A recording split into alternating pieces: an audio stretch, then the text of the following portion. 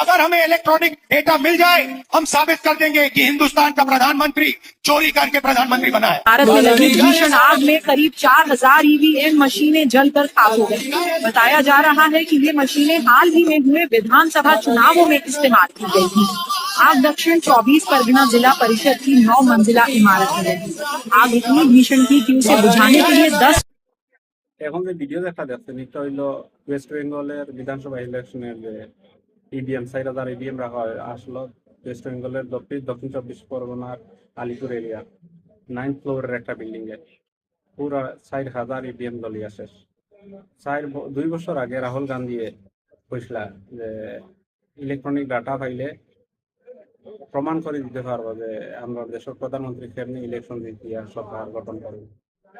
বাস্তবায়িত হয়ে গেছে ওনার কথা প্রমাণ হয়ে গেছে। আর কেমনে প্রমাণ করা লাগবে দেশের জনগণ হল আর বুঝো দেশ কিভাবে বিজেপি সরকার ধ্বংস করে, দেশ কিভাবে বিজেপি সরকার ইলেকশন জিতে। 4000 ইভিএম জ্বালানির মেইন উদ্দেশ্য হইল কিভাবে সরকার গঠন হয়েছে, কিভাবে ইলেকশন জিতে হয়েছে, কিভাবে মেশিন হ্যাক করিয়া ইলেকশনটা জিতে হয়েছে, মমতা ব্যানার্জির হারানি হয়েছে। ওটার মেইন প্রমাণ আর কেমনে প্রমাণ করতে লাগবে। মমতা ব্যানার্জি রিজাইন দিছেন না কেন কইছেন তার টার্মিনেট করার লাগে, টার্মিনেট করা হয়েছে ও কারণেও কইছেন তাই বুঝতে পারছেন যে ইলেকশন ইলিগালি জিতা হয়েছে। দেশের জনগণের একটাও কথা কইতেছে আর এখনো সচেতন হও, এখনো সময় আছে সচেতন হও। বিজেপি সরকার দেশটা ধ্বংস করিলা এবং অনবক্তরে কইয়া দেশটা যদি ধ্বংস হওয়ার পিছনে সরকার নাই, তোমরাও লগে দায়ী আছো। তোমরা প্রটেস্ট করো না, সাপোর্ট করো। আর তোমরা প্রটেস্ট করতে হয়তো কিছু ডরাইলো না সরকার।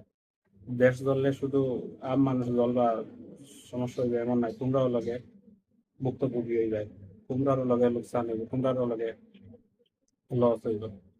তো কত হইলো প্রমাণ হয়ে গেছে রাহুল গান্ধী 2 বছর 1 বছর আগে যে কথা বলছিলাম কিভাবে প্রধানমন্ত্রী জিতেন। প্রধানমন্ত্রী হওয়ার পিছনে মেইন রিজন হইল ইভিএম আর ইলেকশন কমিশন। এখন তারা যে বিল্ডিং জ্বালাইলো, তারা তো বিল্ডিং জ্বালানোর কোনো সমস্যা নাই, বিল্ডিং জ্বলে জ্বলো 4000 ইভিএম জ্বলতে লাগবে। তারা মুদ্রা আসলো একটা 4000 ইভিএম জ্বালায়। আর তারা দেশের জনগণের প্রতি কোনো তার আক্ষেপ নাই। তারা কত হইলো যে যেমনিও ইলেকশন জিততে হইব দেশের জনগণের দেশে থাকবে, কোনো অসুবিধা নাই।